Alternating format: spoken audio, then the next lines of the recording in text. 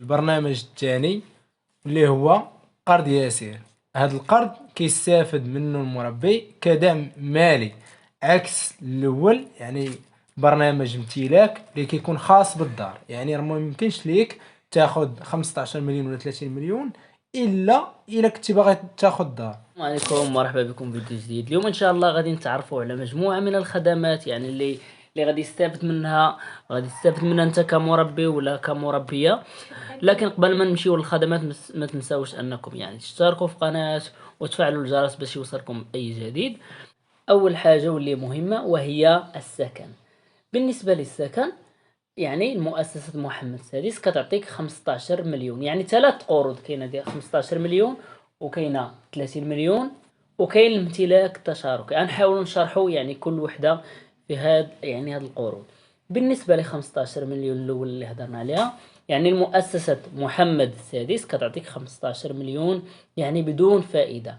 كتعطيك 15 مليون، كتعطيك واحد المدة محددة، مثلا تقريبا ربما شي 15 عام، يعني 15 عام، وكترجع لي هذيك 15 مليون اللي عطاتك يعني بدون فائدة، ما كتستافد منك والو. يعني بالنسبة للقرض الثاني وهو ديال 30 مليون. اما بالنسبه ل 30 مليون كتعطي المؤسسه للمربيين قرض مدعم بفائده 2%، اي كتخلص عليك المؤسسه 2%. مثلا الا خديت قرض 30 مليون كنرد 41 مليون لمده، ولكن هي كتزيدني في المده بالنسبه لقرض 30 مليون اللي كتعطيني مده 25 عام، وكترد ليها شهريا 1500 درهم. واخيرا القرض التشاركي، اي ما كتاخذش القرض من عند المؤسسات بحال البريد بنك ولا سي اش، ولا كتاخذه من عند البنوك التشاركيه ولا البنوك الاسلاميه، امنيه بنك، وكاين بزاف البنوك الاخرى. هنا كتعطيك المؤسسه كدعمك ب4 المليون غراتويت. انا عاود نشرحو داكشي من الاول. اذا قلنا اول قرض اللي هو ديال 15 مليون بدون فائدة، اي كتاخد 15 وكترد عليهم نفسها لمدة 15 عام. القرض الثاني هو قرض 30 مليون، المدة ديالو 25 عام، وكتاخد انت 30 مليون وكترد تقريبا قيمة تقريبية شي 41، يعني كتزيد عليك نسبة 11 مليون. واخيرا القرض الثالث اللي هو قرض مع البنوك التشاركيه ولا البنوك الاسلاميه، اي كتمشي عند البنوك الاسلاميه كياخذوا لك الدار وكتدعمك المؤسسه ب4 مليون مجانيه، يعني من عند هذه كتعاون مع المربيين باش يقتنيوا المنازل ديالهم. هذا بالنسبة للسكن. البرنامج الثاني اللي هو قرض يسير. هذا القرض كيستافد منه المربي كدعم مالي عكس الاول، يعني برنامج امتلاك اللي كيكون خاص بالدار. يعني راه ما يمكنش ليك تاخذ 15 مليون ولا 30 مليون الا كنتي باغي تاخذ دار. اذا اشنا هو هذا قرض يسير؟ قرض يسير كيوفر ليا اليتان. هادشي اش كيعني الا بغى يستافد المربي ولا المربيه، بغى يستافد من واحد القرض، الا بغى يتسلف من عند شي بنكه، هاد القرض يسير فيه جوج القروض.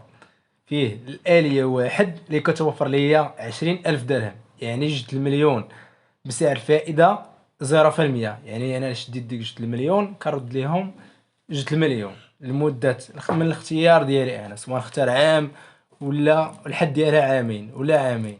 دابا الغير المنخرطين في مؤسسة محمد السادس راه كتكون عندهم نسبة الفائدة، يعني مثلا إلا شدوا واحد 2 المليون راه كيخلصوا سوا 3 ولا يقدر يوصل حتى 4 على حسب المدة اللي خداو فيها القرض.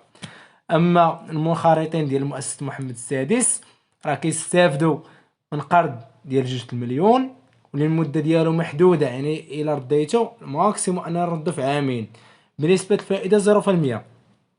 هادشي اش كيعني انه الا شديت انا 2 المليون كنرد ليهم 2 المليون. اما الآلية الثانية هي ديال 30,000 درهم، 3 المليون. هاد القرض محدود ليا ولا المدة ديالو محدودة في عامين، كتكون نسبة الفائدة اللي هي قليلة. كما قلنا في قبل، راه الا بغيت ناخد مثلا انا 30,000 درهم اللي هي 3 المليون عن طريق البنوك العادية وما كنتش منخرط مع المؤسسة، راه غتكون عندي واحد نسبة الفائدة اللي عالية اللي هي تقريبا شي 0.3.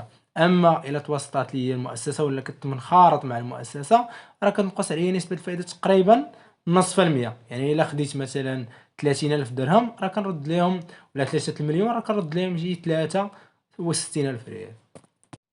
وثالث برنامج اللي هو قروض استهلاك. هاد قروض استهلاك مثلا انا ما بغيتش ناخد 20,000 درهم يعني جوج المليون، ولا 30,000 درهم ل 3 المليون، بغيت ناخد 4 ولا 5 ولا 6 ولا حتى 30 مليون.